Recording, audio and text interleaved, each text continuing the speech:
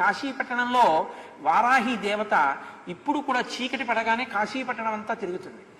చీకటి పడగానే గుళ్ళోకి వెళ్ళిపోయి తలుపులు వేసేసుకుంటుంది.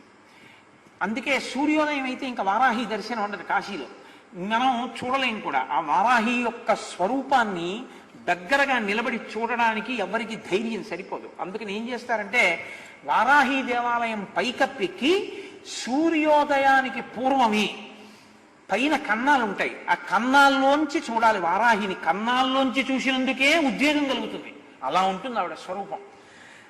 లలితా సహస్రంలో చెప్తారే గండనాయకి, ఆవిడ సర్వసైన్యాధ్యక్షురాలు లలితాదేవికి. ఆ వారాహి ఇప్పటికీ కాశీలో తిరుగుతుంది. రాత్రి వేళ లోపలికి వెళ్ళిపోతుంది, తెల్లవారుతుండగా లోపలికి వెళుతుంది. లోపలికి వెళుతుండగానే చీకట్లోనే అర్చకులు అర్చన చేసేసి తలుపులేసి వెళ్ళిపోతారు.